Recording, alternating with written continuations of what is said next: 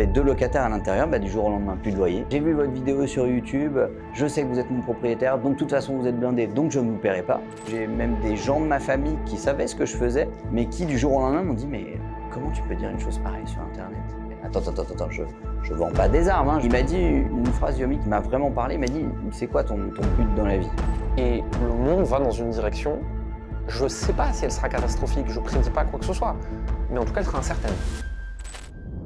Ce podcast est édité par Coleman Media, un label de podcasteurs spécialisé pour les coachs, les professions de l'accompagnement, les consultants. Timothée, hello. Hello. Comment vas-tu? Ça va, écoute. Content de t'avoir avec nous aujourd'hui. Ravi d'être là. Je vais pas faire le traditionnel présente-toi, etc. Les gens ils iront chercher, on mettra tous les liens en description pour qu'ils puissent voir dans le détail qui tu es, ils vont le découvrir au fur et à mesure de l'épisode. Je voudrais commencer par une question. Tu es investisseur immobilier, avec des projets qui sont pas que patrimoniaux, il y a des branches commerciales dedans, etc. Tout à fait. Tu es en 8e année de médecine. Yes. Tu es médecin, on va dire. Hein. Tu fais de la formation, du coaching, de la thérapie, et tu es jeune papa. Yes. Comment tu fais? Je pense que si je fais la moitié, je fais un burn-out. Ouais, ça fait beaucoup de choses. Alors, les choses sont arrivées petit à petit. Hein. C'est pas, je me suis pas dit un matin, tiens, je vais faire ça. Ça a vraiment été une construction de différentes aventures, de différentes rencontres. À la base de la base, le premier projet dans lequel je me suis lancé, qui se rapproche de l'entrepreneuriat, même si c'est un petit peu connexe, c'est qu'en fait, à la fin de ma première année de médecine, j'ai eu une éducation où mes parents n'allaient pas me payer mes études. Ils n'allaient pas me faire des virements de 500 000 euros tous les mois en me disant c'est bon, tu peux profiter. Donc, il a fallu que je trouve une solution. Et étant passionné de psychologie, j'avais un petit peu de sous de côté. J'avais fait un peu de mannequinat quand j'étais jeune, un peu de cinéma, de trucs comme ça. Et j'ai dépensé tout mon argent à l'époque dans une formation pour faire de l'hypnose dans un institut qui s'appelle Psynaps, qui est très connu en France, un des plus gros sur le marché. Et donc, j'ai fait 3 semaines de formation en hypnose ericksonienne, donc qui est une hypnose qui est permissive et non pas une hypnose qui est directive, ce qui fait une grande différence dans l'approche. Et puis par la suite, je me suis dit, tiens, je suis formé, j'adore ça, j'aime bien ça. C'était la période où tout le monde parlait de l'auto-entreprise, que c'était l'Eldorado pour les nouveaux auto-entrepreneurs, etc. Donc, je me dis, tiens, j'ouvre ma petite auto-entreprise. J'ai fait ça, c'était fin juillet, à la fin de ma première année de médecine. J'ai commencé mes premières consultations mi-août. Et petit à petit, en fait, ça a décollé beaucoup plus que ce que j'avais imaginé, à tel point qu'en l'espace de 6 mois, je suis passé de une consultation le samedi matin à 30 consultations par semaine. Donc, où je remplissais mon samedi matin, mon samedi après-midi, mon dimanche matin, mon dimanche après-midi, plus une après-midi où je faisais des séances gratuites à la fac pour les étudiants de première année, pour préparer le concours, gérer ses émotions, etc. Et c'est ce qui m'a permis par la suite de faire mon premier investissement immobilier, puis mon deuxième, puis mon troisième. Ensuite, je suis devenu prof dans cette même école en hypnose. Ensuite, j'ai fait tout mon cursus en programmation neurolinguistique. Et donc, tout s'est fait, si tu veux, petit à petit. Et ensuite, je suis devenu papa d'une petite fille qui a bientôt 7 mois aujourd'hui. Donc, voilà, c'est le fait de mettre les briques les unes au-dessus des autres. La maison n'est pas arrivée telle qu'elle en claquant des doigts, quoi. Combien il y a eu d'années entre le tout début, donc tu t'inscris pour apprendre l'hypnose ericksonienne, et tout ce que tu fais aujourd'hui? 6 ans. Parce que j'ai commencé en fin de première année de médecine. Aujourd'hui, je suis bientôt à la fin de ma 8e, sur 9, hein, c'est 9 ans le cursus total pour être médecin généraliste. Donc 7 ans quasiment. Ouais, je pense que c'est ça qu'on se rend pas bien compte. Et moi, des réflexions comme ça, j'en ai aussi. Tu sais, cette phrase de « It took me 10 years to become an overnight success ». Ouais. On se rend pas compte parce qu'aujourd'hui, on voit, tu es assez jeune, tu as fait beaucoup de choses, tu as déjà un beau patrimoine, tu as plusieurs activités. Mais 6 ans en fait. Ouais, carrément. 6 fois 365 jours où tous les jours tu t'es bougé le cul, tu as fait plein de trucs. Ouais, tout à fait. Et on n'arrive pas comme ça par hasard aujourd'hui. Et en plus, c'est une réflexion qu'on me fait souvent. Alors souvent, je dis aux gens, mais vous savez, moi, je suis pas parti en vacances. Ça fait 6 ans que je pars en vacances 3 semaines par an. Et quand je pars en vacances, j'ai mon téléphone, j'ai mon PC et je continue de travailler. Moi, le dimanche, je travaille. Hier soir, on s'est écrit sur Instagram. J'étais en train de faire de la peinture dans ma dernière acquisition. Enfin, tu vois, les gens, il faut avoir conscience aussi que, et je rejoins une phrase de Bernard Tapie, qui est un monsieur que j'admire beaucoup, qui dit l'entrepreneuriat, c'est beaucoup de sacrifices. Et c'est vrai, en fait. Moi, j'ai eu une copine, notamment avec qui j'ai passé 3 ans, qui m'a quitté pour ça. Où du jour au lendemain, je me suis retrouvé tout seul parce que tu travailles trop, tu n'es jamais là, donc je m'en vais. Et c'est pas des situations faciles et il faut pas croire que c'était tout bien, tout cuit, tout fait et qu'il suffit. Il faut le faire. Il faut le faire. Et je pense que la clé dans tout ça, c'est vraiment que ça fasse plaisir. faut vraiment avoir goût à ça. Et moi, je sais que même le dimanche matin, je suis sur le Bon Coin, où je vais gérer un locataire qui est un peu compliqué, où je vais construire un nouveau projet, où je vais faire de la formation, par exemple. Mais vraiment, c'est pas que ça me demande pas d'effort, mais ça me fait plaisir de le faire. Je comprends. Tous mes posts LinkedIn et tous les emails de mon entreprise, c'est moi qui les écris le matin même, pour le jour même. Ok. Je pourrais m'organiser, je pourrais prendre des équipes pour Ouais. J'aime le faire. Ok. D'où les stories à 6h du matin. Voilà, ça arrive souvent. Aujourd'hui, on parle de plus en plus d'équilibre pro-perso. Ouais. Et quand on te regarde de l'extérieur, on se dit, il n'y a pas d'équilibre. Moi, la Non. plupart des gens qui me regardent, pareil. Hein. Mais est-ce que ça vient pas du fait que l'équilibre pro-perso, c'est un truc pour les gens qui subissent leur boulot? Et qu'en fait, quand tu aimes profondément ce que tu fais, que tu es drivé, que tu es animé, équilibre pro-perso, ça a déjà beaucoup moins de sens finalement. Qu'est-ce qui est du pro, qu'est-ce qui est du perso? Ouais. Surtout comme moi, j'ai la chance, et j'insiste sur le fait que c'est une chance de travailler en famille. Donc moi, ma femme travaille avec moi au quotidien, mais je veux dire, on n'a jamais eu, tu sais, cette grosse crise où le soir, on se met sur la gueule et tout, on se lance des verres dans la figure parce qu'on n'est pas d'accord sur un sujet bien. C'est jamais arrivé. Je vous dis bois pour que ça n'arrive jamais. Mais je pense que équilibre ne veut pas dire 50-50. Équilibre veut dire équilibré. Ça veut dire une certaine stabilité, une homéostasie dans la relation que tu as avec tes proches, avec tes amis, etc. Et ça ne veut pas dire que je fais 35 heures de famille, 35 heures de travail. C'est pas la même chose. Bien sûr, je suis d'accord. Ta femme, donc, on travaille avec toi? Ouais. Qu'est-ce qu'elle fait dans vos C'est activités? elle qui s'occupe de toute la gestion immobilière du parc. Okay. Alors, elle a commencé, ma femme est esthéticienne de formation. Elle a eu sa boutique, elle a revendu et par la suite, elle m'a rejoint au sein de l'entreprise. Donc, elle fait tout l'aspect gestion administrative, mais elle peut faire des rendez-vous avec les artisans, elle va acheter de la fourniture sur les chantiers. Enfin, c'est le couteau suisse.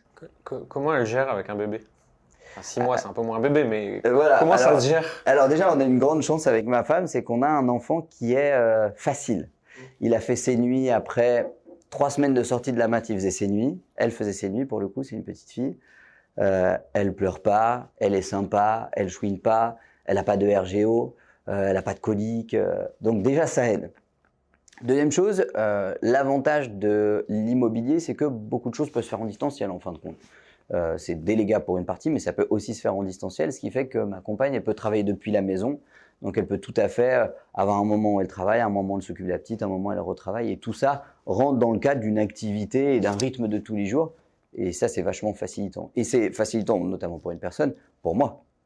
Parce qu'avec les activités qu'on vient d'évoquer ensemble, entre les gardes à l'hôpital, plus mon stage, plus préparer ma thèse, plus mes activités de formation au sein de Mindio, plus le nouveau projet immobilier qui continue de rentrer, si j'avais pas une femme aussi compétente, qui percute aussi vite, qui est une aussi bonne maman naturellement et qui a cette possibilité de travailler depuis la maison, mais je pourrais pas.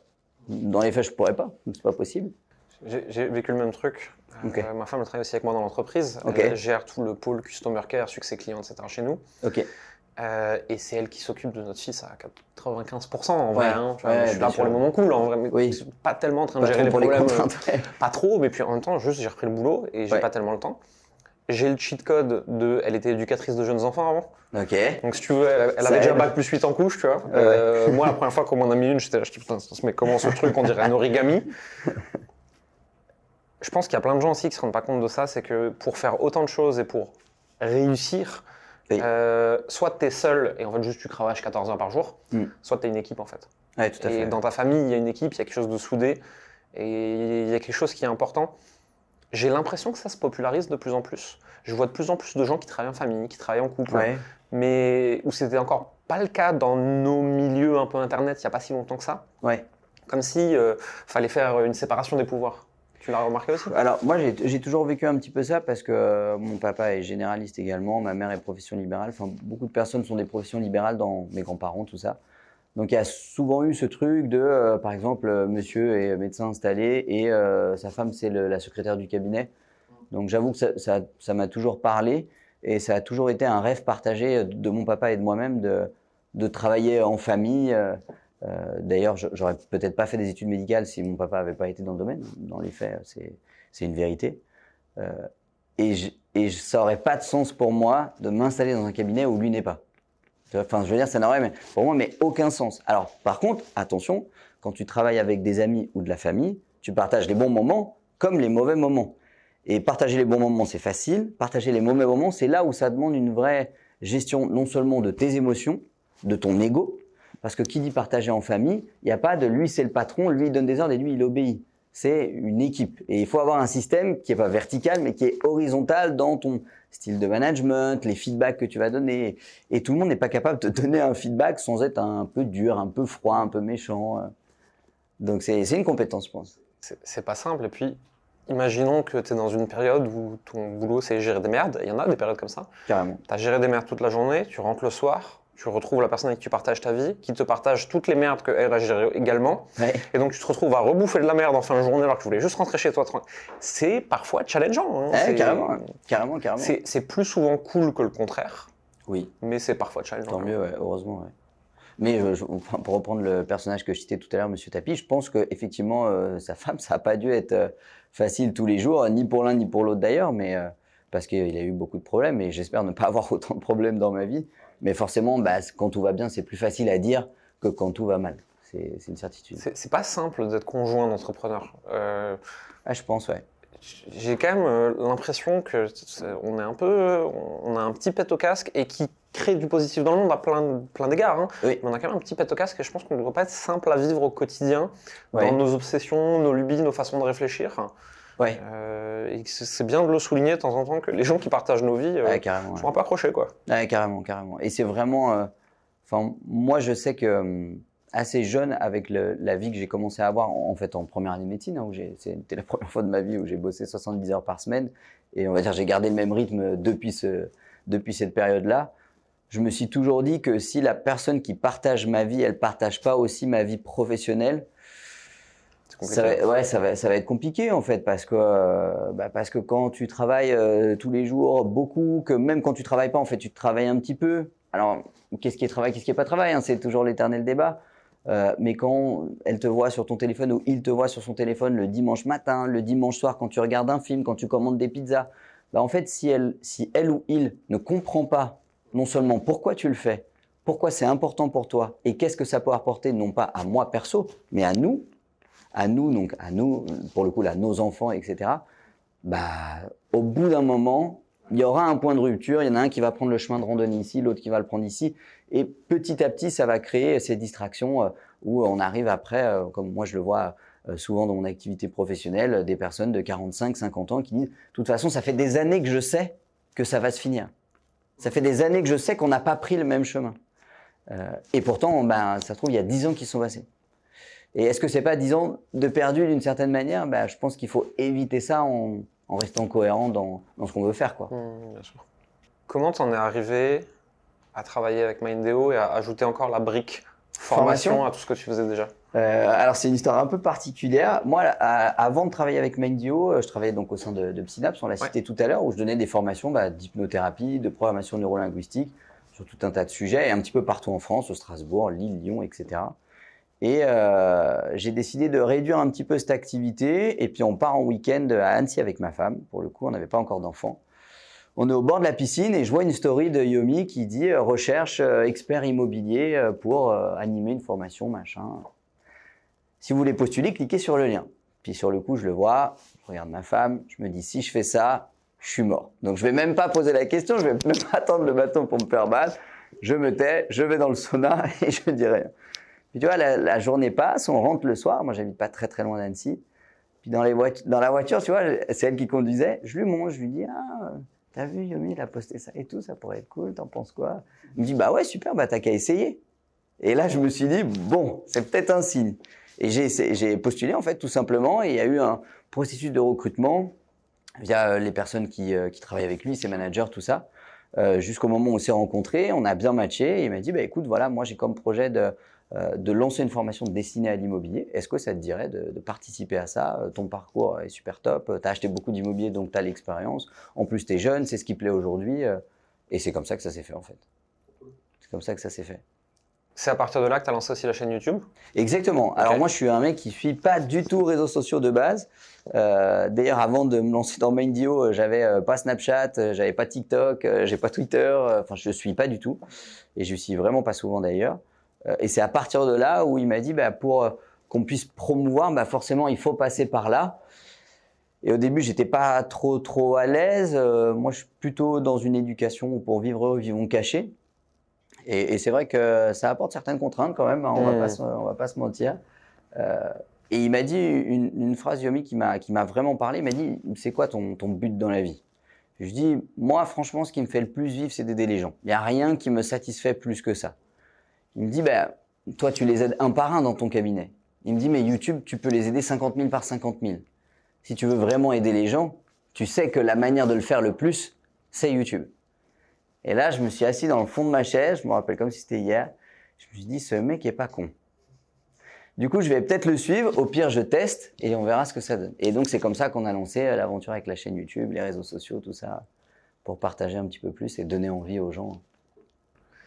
C'est quoi les meilleures et les pires histoires que tu as vécues avec les réseaux sociaux depuis que tu es beaucoup plus exposé?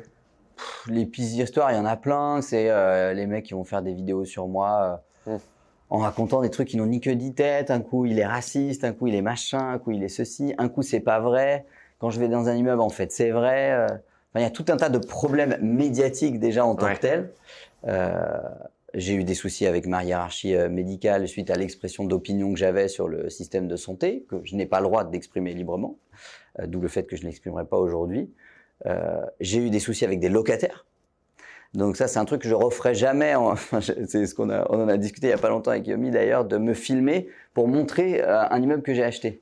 Et moi, je me disais, super, les gens, ça va les intéresser et tout, comme ça, ils voient. Et puis, c'est un peu la preuve, comme il y en a plein qui disent que je suis un mytho, que c'est pas vrai, que j'ai jamais acheté d'immobilier. Ça permet une preuve par l'accomplissement. Sauf que le fameux immeuble que j'ai fait visiter, il y avait 2 locataires à l'intérieur, du jour au lendemain, plus de loyer. Et puis, de toute façon, j'ai vu votre vidéo sur YouTube, je sais que vous êtes mon propriétaire, donc de toute façon, vous êtes blindé, donc je ne vous paierai pas. Et les artisans qui montent leur prix, les géomètres qui prennent plus cher, les architectes qui prennent plus cher.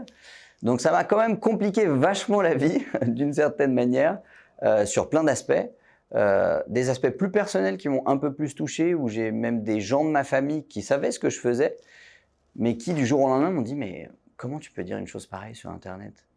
J'ai commencé à une chose pareille. Attends, je vends pas des armes, hein, j'éduque les gens et je leur propose des méthodes pour investir dans l'immobilier pour créer leur propre retraite. Oui, mais bon, tu peux pas dire comme ça que tu as de l'argent sur Internet. Je dis, si tu vas prendre des cours de cuisine, c'est un peu mieux si le cuisinier que tu vas voir, il a un restaurant qui tourne du feu de Dieu. Oui, c'est pareil. Ouais, mais c'est quand même pas pareil. Et ça m'a apporté des discussions, même des amis de mes parents qui ont fait des réflexions à mes parents. J'ai vu ça aussi. Du genre, mais comment tu peux laisser ton fils faire une chose pareille? C'est n'importe quoi. Donc franchement, c'est la balance pour l'instant. Elle est peut-être pas à l'équilibre, peut-être un peu plus du côté négatif. J'en ai vécu des comme ça quand j'ai commencé. Je pense, J'ai une connaissance proche de mon père qui est venu lui expliquer que, vu les likes que j'avais sur Facebook, les chiffres annoncés étaient forcément une escroquerie. Moi pareil. Bonne ambiance. Un truc quasiment similaire. Bonne ambiance. Alors je leur explique gentiment que les likes, c'est pas le chiffre d'affaires, hein, que c'est pas la même chose. Mais bon, les gens seront toujours malveillants. C'est un truc de malade en fait. Et j'ai l'impression que dans certaines régions de France, en fait, c'est pire. Peut-être. Parce qu'il y a des régions qui sont très mal à l'aise avec le fait de montrer. Et d'autres régions qui le sont moins. J'ai l'impression qu'à l'Est, ils aiment pas trop. Hein. Non. C'est pas trop leur philosophie. Non, c'est très discret et en fait c'est triste parce que, moi je trouve ça super triste, cette mentalité-là de manière générale qui est, je sais pas si on peut dire que c'est une mentalité française, je fais une généralité quand je dis ça, mais en tout cas on voit quand même que c'est pas partout pareil, tous les influenceurs, si tu regardes les influenceurs aux États-Unis, au Canada, en Allemagne, tout ça, c'est pas la même chose. Et je pense que toi et moi, on n'est pas du tout dans cette démarche d'être influenceur, on crée pas de contenu, on commente notre vie. Oui, et puis c'est pas tout à fait la même chose. Le contenu, et pour toi c'est la même chose, c'est un canal de diffusion et de communication pour notre entreprise. C'est pareil, je ne crée pas du contenu pour créer du contenu, pour trouver un moyen de le monétiser. J'ai une entreprise, le contenu m'aide à la faire connaître. En fait, ça s'arrête là. Hein. Oui, tout à fait. Ouais, c'est comme si Carrefour faisait une page de pub au coin de la rue. C'est exactement pareil, sauf que c'est sur Internet. C'est mal vu, et je trouve que ce qui est dommage, c'est que moi, ma démarche de base, c'est d'aider en fait. Et tu te rends compte qu'en fait, que aider, parfois, t'y brûles tes ailes. Et du coup, t'en viens même à remettre en question en disant, mais attends, moi, en plus, je suis prof dans une école. Tu vois ce que je veux dire? Et je vends pas. Moi, personne n'investit avec moi. Moi, si tu veux, je vais pas démarcher des gens en leur disant donnez-moi de l'argent et je crée. Moi, je suis pas agent immobilier. Moi, je fais de l'immobilier et je partage mon parcours pour que les gens puissent le faire aussi en évitant de faire les erreurs que j'ai déjà faites. C'est un peu le principe de la formation. Et au final, tu te dis, en fait, j'aurais mieux fait de faire mon beurre, de me taire, de dire rien à personne, de rien partager, et au final, j'aurais peut-être eu moins d'envie. Alors, heureusement, j'ai des dizaines de personnes qui m'écrivent tous les jours en me disant « Merci pour ce que tu fais, ça m'a aidé, j'ai visité ça, qu'est-ce que tu en penses ?» Et je prends du temps tous les jours pour répondre à ces messages. Donc, c'est ce qui permet de continuer, parce qu'on voit que ça apporte de la valeur. Mais il y a cet aspect-là qui est chiant. Hein. Et je pense encore plus... de ce que je sais, de ce que j'ai observé, c'est de faire vraiment les choses bien, avec éthique, avec bienveillance. C'est-à-dire que vous appuyez pas sur tous les mécanismes dégueulasses qu'on peut voir à certains endroits, etc. Il y en a d'autres qui le font, en France ou pas d'ailleurs, peu importe. Ouais. Quand tu essayes de faire les choses bien et que tu prends le revers de la médaille comme ça dans la gueule, des fois tu te dis putain, si j'aurais pu faire n'importe quoi, faire plus d'argent, limite en abusant un peu. Ouais. En fait, je n'en aurais pas pris plus dans la gueule, quoi. Tout pareil. Ce petit sentiment d'injustice. Exactement. Exactement. Oh, putain, j'ai fait tout ça pour ça, quoi. Ouais, exactement. Ouais. Ah, mais je comprends, mais à 200% ce que tu dis. T'as eu des bons retours aussi avec les réseaux sociaux, je suppose. Oui, si je n'avais pas eu des bons, je pense que j'aurais arrêté. Des belles histoires qui sont nées à partir de ça, je pense. Ouais. Des opportunités, des mais tu vois, tous les jours, enfin pas tous les jours, mais on va dire toutes les semaines, j'ai au moins une personne qui m'écrit en disant « Je viens de signer mon compromis pour mon premier appart en regardant tes vidéos, merci beaucoup. » Et pour moi, ça a énormément de valeur parce que moi, dans mon métier de tous les jours, je vois beaucoup de gens de 50 ans, de 55 ans, de 60 ans qui me disent « Vous savez, si j'avais su, j'aurais mis de l'argent de côté, j'aurais dû acheter ma maison. Aujourd'hui, je peux plus l'acheter. » Sauf que là, il y a la réforme des retraites. On me demande de travailler plus longtemps, plus dur, l'inflation, tout coûte plus cher. Mais moi, aujourd'hui, je suis bloqué. Et moi, je serais tellement fier, non seulement aujourd'hui, mais je serais tellement fier peut-être dans 20 ans de recroiser quelqu'un qui m'aurait écouté 20 ans avant en me disant « écoute, moi, j'ai 10 apparts, donc la retraite, pour moi, c'est pas un problème. » Et là, je me dirais « Putain, t'as fait quelque chose de chouette, quoi. T'as fait quelque chose de chouette. » Et c'est vraiment ce message-là que j'essaie de faire passer, de ne pas compter sur l'État pour préparer le futur. De manière générale, c'est un peu ça l'axe, même si il a l'air de faire un peu tout ce qu'il peut, mais malheureusement, on s'aperçoit que ça marche pas forcément quand on voit la dette de l'État français qui se pose. C'est un vaste sujet. Donc, je pense que c'est important d'inviter les gens à plus d'autonomie et à plus de liberté dans leur vie. Je pense qu'on en manque aujourd'hui. Et je trouve que c'est un beau message. Alors quand ce message est tourné, cuté, transformé pour en faire quelque chose de maléfique, je me dis que Jacques Brel disait qu'il n'y a pas de gens méchants. Je pense qu'il y a quand même des gens méchants. Il y a des gens bêtes, comme il disait, mais il y a aussi des gens méchants. Il y en a un petit peu. Et j'ai l'impression que plus que jamais, il faut être souverain de son argent, de sa liberté, de plein de choses comme ça. Et que pendant les 30 Glorieuses, par exemple, tu pouvais un peu te reposer sur la société, sur l'État, sur la croissance, sur l'industrie, sur plein de choses comme ça. J'ai l'impression qu'aujourd'hui, le monde il change tellement vite. Même des experts qui avaient l'air de comprendre beaucoup de choses reconnaissent bien volontiers qu'on est vraiment en plein dans la théorie du chaos et de plus rien n'a de sens. En fait, on ne sait pas d'où viendra le prochain Black Swan, le prochain événement extraordinaire que normalement, on en voyait un tous les 200 ans et là, il y en a toutes les 3 semaines. Et donc, plus que jamais, il faut être capable d'avoir plus de prise sur sa liberté, sur son argent, sur ses possibilités. Ouais, c'est clair. Ça ne veut pas dire qu'il faut s'extraire de la société, hein, surtout pas. Enfin, moi, je ne vois pas l'intérêt en tout cas. Mais j'ai l'impression qu'aujourd'hui, pour être vraiment libre, soit tu gagnes assez d'argent, soit tu vas vivre en slip dans la forêt, quoi. Ouais. Mais entre les deux, c'est dur. Et malheureusement, alors je dis ça avec une grande tristesse, moi je suis un vrai fan de la France, du drapeau français. Pour ceux qui me suivent sur les réseaux, moi j'ai une petite statue de Napoléon sur mon bureau. Enfin voilà, je suis un grand fan du général de Gaulle, de tout ce qui a trait à la France. Je vais visiter plein de monuments. Quand je pars en vacances, c'est pour visiter des monuments un peu partout dans le monde. Et j'adore ça. Et quand je vois la situation actuelle et puis un peu la direction qu'on prend, mine de rien, on en a conscience sans en avoir conscience. Tout le monde sait que la France a 3 000 milliards de dettes. Mais au final, on n'a pas l'air de se sortir des 2 pieds de la merde. Et pour moi, on arrive petit à petit et on va arriver vers des temps de plus en plus difficiles. De plus en plus difficiles pour la classe moyenne notamment et bien évidemment la classe pauvre. Et je pense que c'est important de dire aux gens, attention, on a une falaise en face de nous, on fonce droit dessus. Quand on va y arriver comme il faut, et on ne sera pas le premier pays de l'Europe à y arriver, hein, on ne va pas se mentir, c'est pas quelque chose, je veux dire, qui n'existe pas. Alors même si on a beau dire, oui, mais on est la France, on est la France, on est la France. Oui, on est la France, mais ça fait pas tout.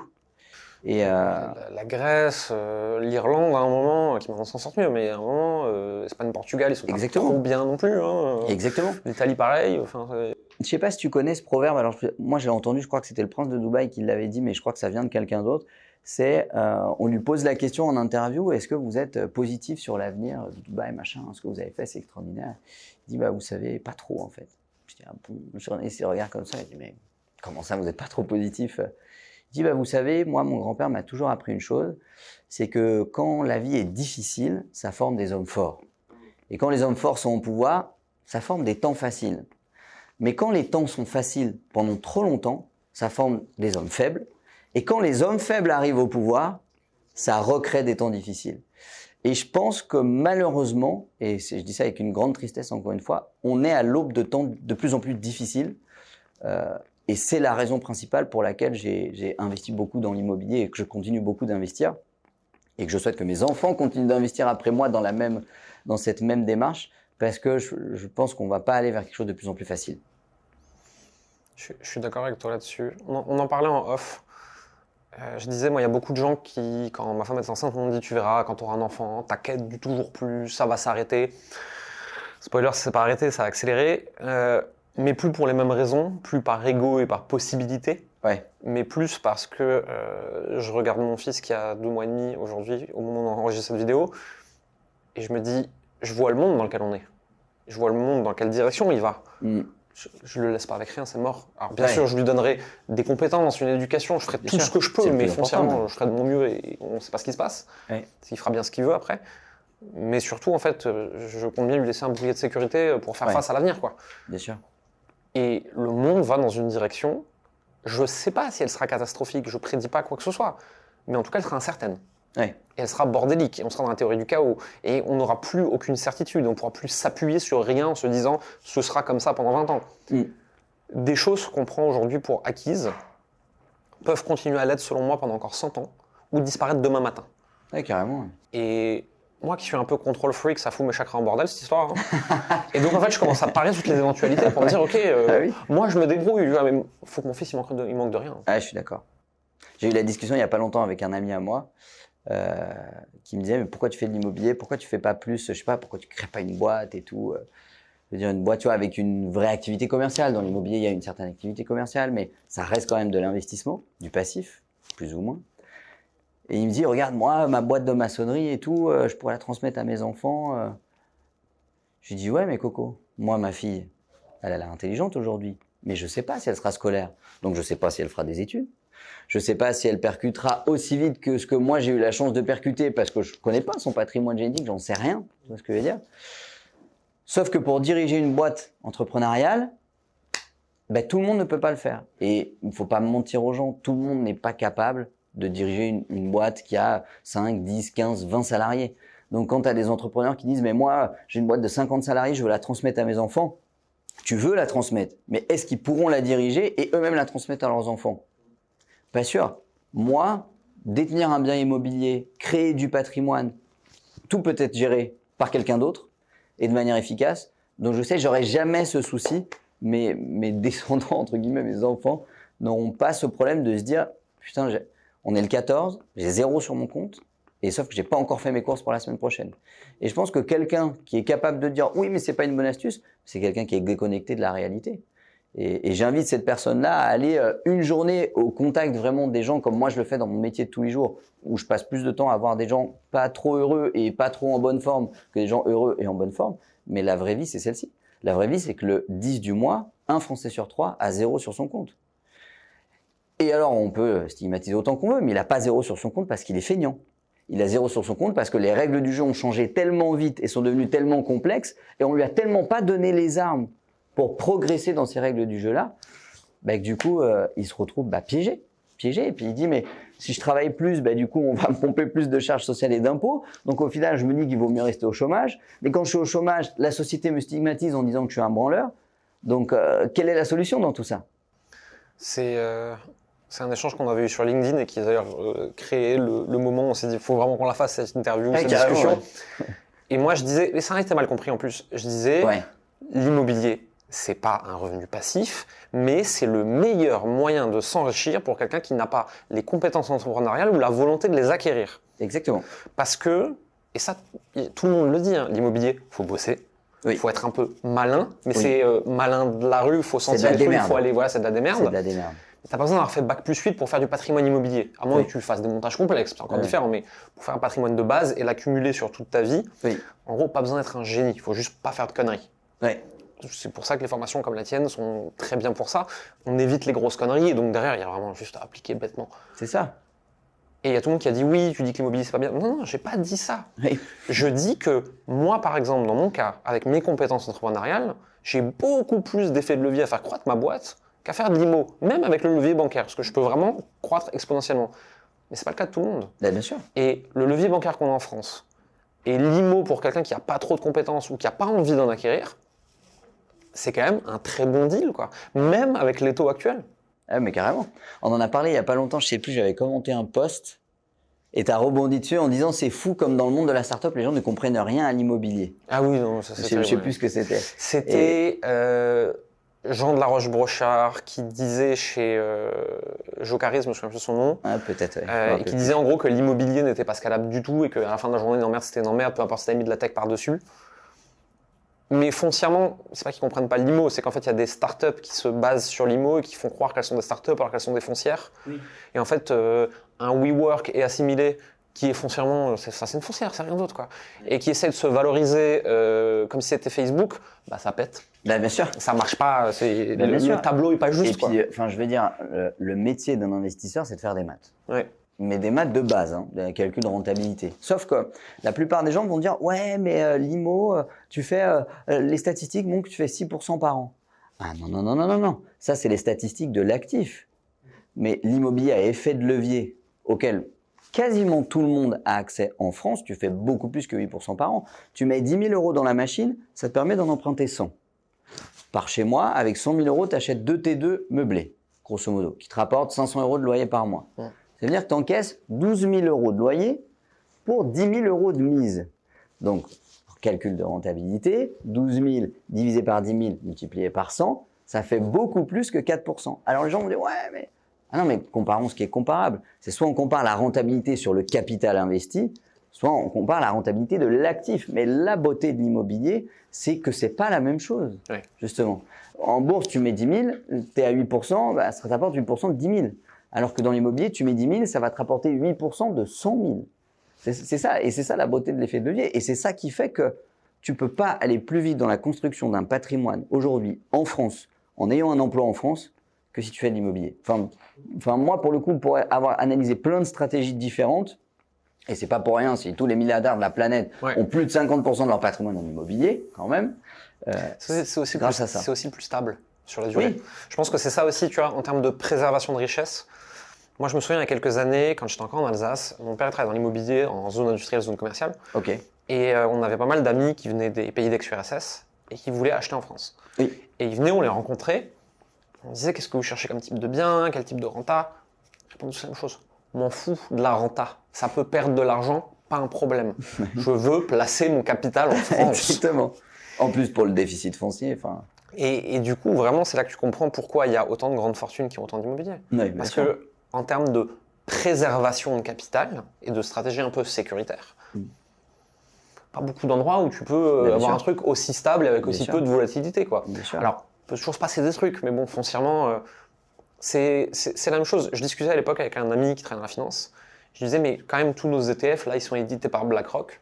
Si BlackRock tombe, qu'est-ce qui se passe? Et il m'avait répondu, Jérémy, si BlackRock tombe, tu auras d'autres problèmes dans la vie, crois-moi. À mon avis, Et oui, ton IMO peut être bombardé demain, mais s'il est bombardé demain, c'est que c'est la guerre en bas de chez toi. Ton problème, c'est plus est-ce que mon IMO il va bien, enfin, c'est plus ça ton problème. C'est où est-ce que j'ai mis mon bunker, quoi. C'est ça. Et du coup, l'IMO a beaucoup moins de volatilité que la bourse ou tous les autres trucs un peu tradis en termes d'investissement et un peu safe. Tout à fait. Ça veut pas dire que la bourse c'est pas bien, pas du tout. C'est simplement qu'un investissement, Et un actif de manière générale, que ce soit les montres de collection, les voitures de luxe, les œuvres d'art, tu as toujours tes 6 critères, rentabilité, cash flow, stabilité, liquidité, difficulté d'accès. Et souvent, on dit, l'IMO, c'est pas bien parce que tu as une mauvaise liquidité. Déjà, ça, c'est une énorme connerie, parce que n'importe quel Parisien qui met en vente son appartement se rendra compte qu'en 24 heures, il est vendu. Ça dépend du quartier, bien sûr. Mais la liquidité, c'est ça. Il va dire, oui, mais ça se vend pas tout de suite. Oui, mais ça, c'est pas la liquidité de l'actif. Ça, c'est la difficulté d'accès, d'achat et de vente de l'actif. Et c'est le gros point noir de l'immobilier. C'est ce qu'on évoquait au début de ces interviews. Mais l'immobilier, quand il est bien placé, est liquide. Je pense qu'il y a aussi un truc qui est mal compris ou mal communiqué sur Internet. C'est il y a plein de gens qui font pas d'IMO, pas parce que c'est pas une bonne idée, mais parce que ça les emmerde. Et ça, pour moi, j'entends très bien. Moi, à titre perso, j'en fais pas. Après, j'en ai dans la famille, mais j'en fais pas. Parce que ce que ça demande me fait profondément chier. Et je préfère mettre mon argent dans des endroits qui m'amusent. Oui. Et l'IMO, si t'es pas passionné, si c'est pas ton moyen d'enrichissement principal, etc., ça, c'est galère quand même. Ouais, mais c'est clair. Si t'aimes ça, si t'es bon, si t'as pris tes habitudes, si t'as tes artisans, tes banquiers, tes machins, tes trucs, c'est quand même cool. Ouais, carrément. Je pense aussi qu'il y a un truc qui rentre en ligne de mire par rapport à une certaine impopularité que peut avoir l'immobilier, plutôt auprès des gens qui sont premiers de la classe.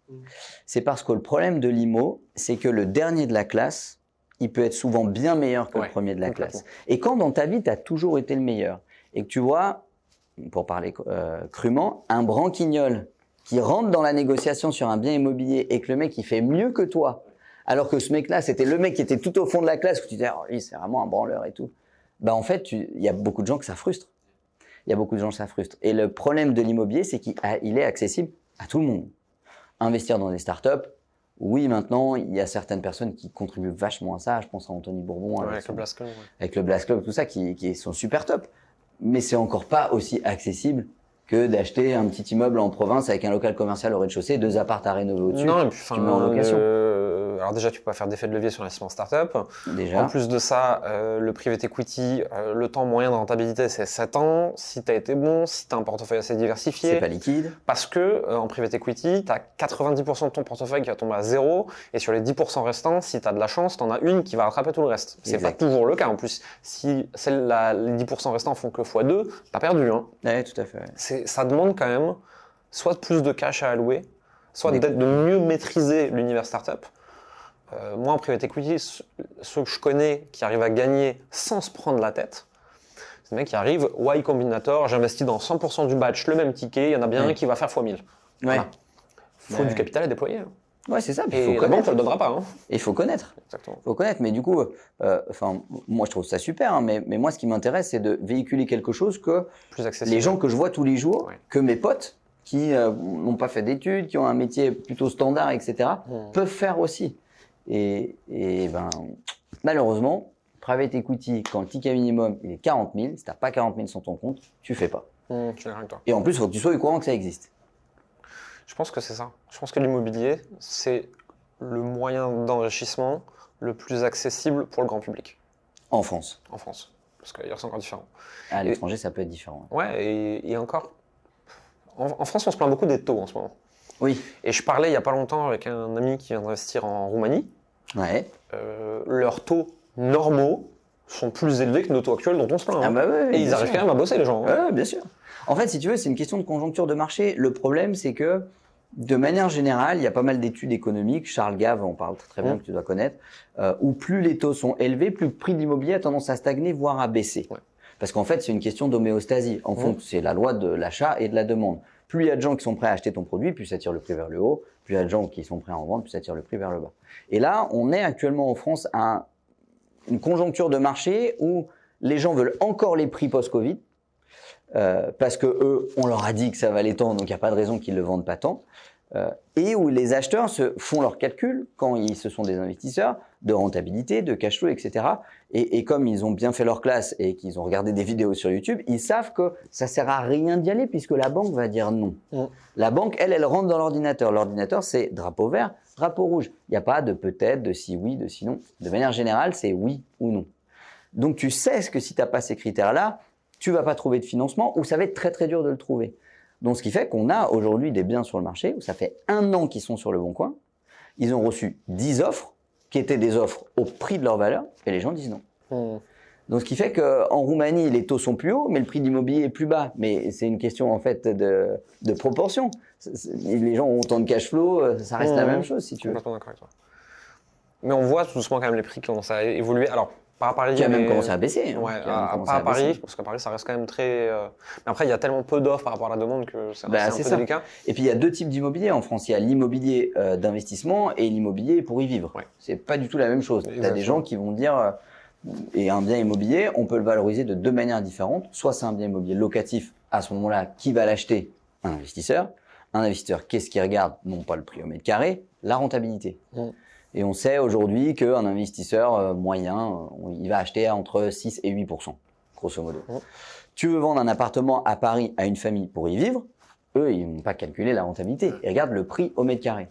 Mais c'est deux choses différentes. Et c'est là où tu as pas mal de gens qui ont dit « Ah, les gens qui ont de l'immobilier et tout, avec ce qui se passe, ils vont perdre de l'argent. » Les gens qui ont de l'immobilier pour y vivre, peut-être, à Paris, certainement. Mais les gens qui ont de l'immobilier locatif, 8%, ça reste 8%. Tu vois ce que je veux dire? Donc, il y a déjà différents marchés immobiliers. En plus, il y a l'immobilier commercial, l'immobilier d'habitation. C'est des choses qui évoluent de manière différente.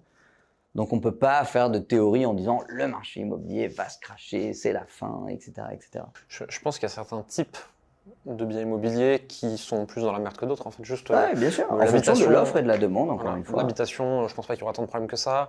Le magasin, je pense pas qu'il y aura tant de problèmes que ça. Je pense que les tours de bureau, surtout ceux qui sont un peu vieillissants, vont prendre un peu dans la gueule.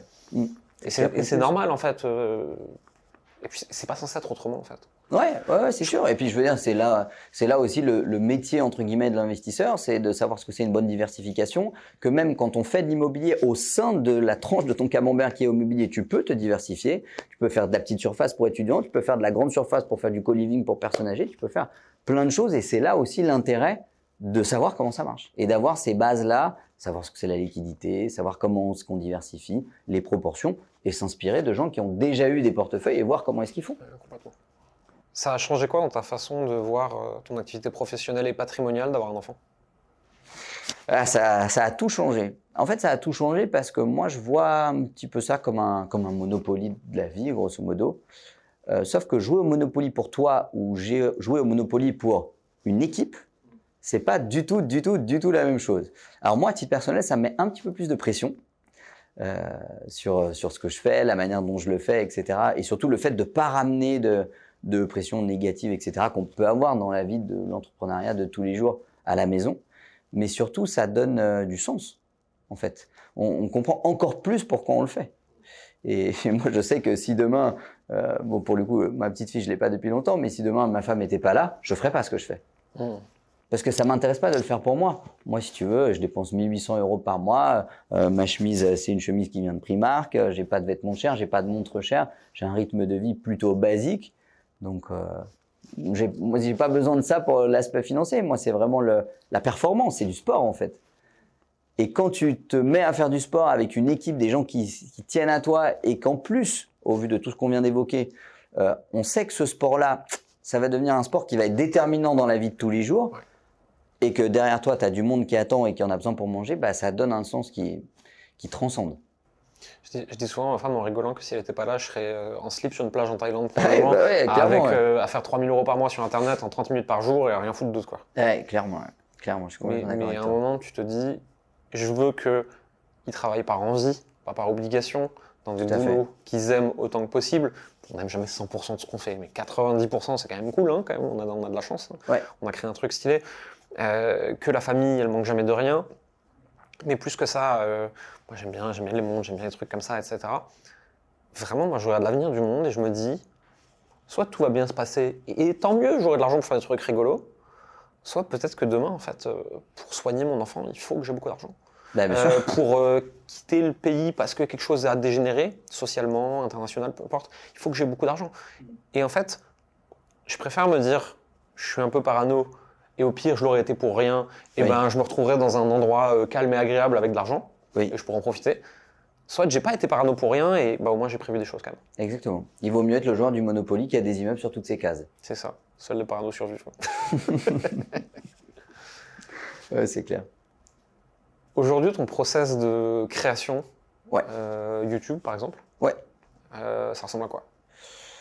Alors moi j'ai la chance du coup de travailler avec Mindio où on a toute une équipe en interne qui va m'aider à gérer mes réseaux. Grosso modo, je m'occupe surtout de la partie création de contenu, donc où je vais écrire mes vidéos ou écrire à minimal les bullet points, le script pour faire mes scripts et derrière les tourner puis choisir les idées. Même si j'ai la chance d'avoir toute cette équipe qui va me donner des conseils, qui va me donner des idées et puis après bien évidemment je suis libre de faire ce qui me paraît le plus pertinent. Mais j'ai un process qui est assez simple en fait. Des idées j'en ai plein. Ensuite, j'écris mon script tout naturellement. Je tourne la vidéo soit avec un caméraman si c'est une vidéo dynamique, soit à mon bureau tranquille chez moi. Et j'essaye à chaque fois de donner le maximum de valeur, que ce soit des choses utiles. J'essaie de ne pas faire trop des trucs entre guillemets cucul à praline, mais vraiment je préfère avoir cette image pédagogique. On m'a dit il n'y a pas longtemps, notamment parce que j'ai changé mes lunettes, je ressemblais à un prof de chimie.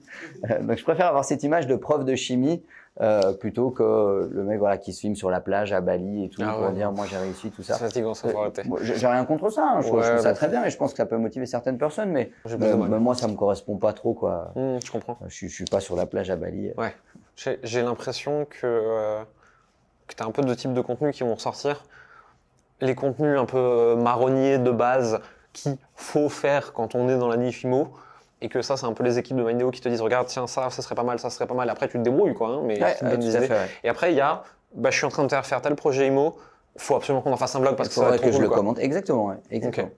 Et l'idée surtout, c'est de pas créer du contenu, comme on disait tout à l'heure, mais vraiment de commenter. Documenter ta vie d'investisseur. Ouais, exactement. Et ça rejoint vraiment la principale règle pour moi de l'investissement, c'est que si aujourd'hui vous faites quelque chose et qu'en tapant ça sur Internet, vous trouvez que personne ne l'a fait avant vous, attention, c'est sûrement une énorme erreur. Ouais. Parce qu'en fait, on n'invente rien dans l'investissement. Et moi, je dispense des conseils sur YouTube pour que les gens fassent pas les mêmes erreurs. Je veux dire, j'ai rien inventé. C'est soit des choses que j'ai vécues, mais que des millions de personnes ont vécues avant moi, soit des choses que j'ai lues, que des milliers de personnes ont lues avant moi. Et j'essaie d'en faire la synthèse la plus compréhensible, la plus facilement mémorisable pour que les gens, au moment où ils vont faire leur visite pour un plateau, qui veulent le diviser en deux, ils disent « Ah, mais Tim m'avait dit qu'il fallait 2 évacuations d'eau, parce que pas 2 évacs, pas 2 salles de bain. Mais tant que t'as pas fait ton compromis, fait passer ton artisan et qui dit « Mais on peut pas diviser, monsieur. » Ah bon, mais moi j'ai fait une offre, j'ai signé un compromis. Et c'est tous ces petits trucs cons qui au final peuvent faire perdre quand même une grosse somme d'argent et du temps que j'essaie d'éduquer les gens pour pas qu'ils fassent ces erreurs-là, quoi. C'est un exemple parmi tant d'autres. Ouais, mais mine de rien, le manque d'éducation, on dit que l'IMO c'est extraordinaire parce que c'est là où tu peux arriver le moins éduqué et faire la plus grande fortune sur la durée. Ouais. Mais c'est aussi là où le manque d'éducation, alors éducation pas académique, il n'y a pas besoin d'être un génie, mais le manque d'éducation sur les bases de l'IMO, des tuyaux, des bordels, peut te faire perdre le plus d'argent aussi très vite aussi. Hein. Et c'est aussi pour ça que c'est une discipline qui est peut-être un petit peu plus démocratisée en province qu'en capitale. Parce que, moi j'habite en province à la campagne, quasiment tous mes copains bricolent un petit peu, ou savent bricoler un petit peu, donc ils savent que c'est une arrivée d'eau, une évac, etc., etc. Et c'est peut-être moins le cas du coup sur Paris. Encore, je vis pas sur Paris, donc j'en sais rien. C'est pour ça que moi je fais pas d'IMO. Alors que dans ma famille, ils en ont fait. Et que mes copains d'enfance savent tous en faire. Oui. Parce que moi, tu me mets face à un tuyau, je mets un chiffon pour combler une fuite, quoi. Oui. Alors que eux, ils savent tous changer les tuyaux, les chauffages, l'électricité, les trucs. C'est normal parce que quand tu as grandi en province ou à la campagne, en fait, tu as besoin de savoir faire ça. Ouais, moi, j'ai eu de la chance de pouvoir être directement toujours dans des villes. Et donc, en fait, je me suis jamais occupé de ça. Donc, j'ai jamais appris. Donc, moi, si tu me fous dans une maison potentiellement à rénover, putain, t'es dans la merde. Hein. Ouais, ça va être chaud. Moi, je te pète un mur porteur le premier jour, quoi. Moi, je suis une catastrophe. Je pense que c'est pour ça aussi qu'il peut y avoir cette différence-là d'accessibilité, quoi. Est-ce que il y a quelque chose que je t'ai pas demandé, dont on n'aurait pas parlé, et qui aurait mérité qu'on prenne quelques minutes aujourd'hui? Je réfléchis. Je pense qu'on a abordé pas mal de sujets intéressants. Enfin, franchement, j'ai pas de sujets qui me viennent comme ça. Je pense qu'on a fait le tour de pas mal de choses intéressantes. Est-ce que tu veux rajouter du coup quelque chose comme mot de la fin, un message que tu aurais envie de faire passer à ceux qui nous regardent? Comme mot de la fin, je dirais un dicton très connu que tout le monde connaît, mais au final peu de gens l'appliquent. Mieux vaut prévenir que guérir. Que ce soit pour une santé, pour sa santé, pour son activité professionnelle, pour ses finances ou pour son patrimoine. Il ne faut pas attendre de rentrer dans la falaise avant de se dire « j'aurais peut-être dû faire quelque chose ». Et c'est tout le message que moi je véhicule sur les réseaux sociaux. C'est pas « attention, ça va être la merde », l'idée c'est pas de faire peur aux gens, mais c'est de leur dire « anticiper » parce qu'il y a un moment, et ça c'est vrai, où ça va être trop tard. Donc montez dans le bateau, tout le monde peut monter dans le bateau, donc faites-le, passez à l'action et vous verrez qu'une fois que vous l'aurez fait une fois, le Monopoly c'est assez addictif quand même. On mettra les liens de ta chaîne YouTube et de tes réseaux sociaux pour qu'ils puissent tous te retrouver. Merci beaucoup d'avoir passé ce moment avec nous. Merci pour l'invitation. Merci pour ce que tu as partagé et à très vite. Ce podcast est édité par Coleman Media, un label de podcasteurs spécialisé pour les coachs, les professions de l'accompagnement, les consultants. On édite des podcasts, des newsletters, des médias aux côtés de ces coachs et de ces indépendants, Coleman Media étant une branche de l'entreprise Coleman Publishing qui, elle, propose de l'accompagnement. Si vous voulez en savoir plus sur tout ça, n'hésitez pas à regarder les liens dans la description. À bientôt.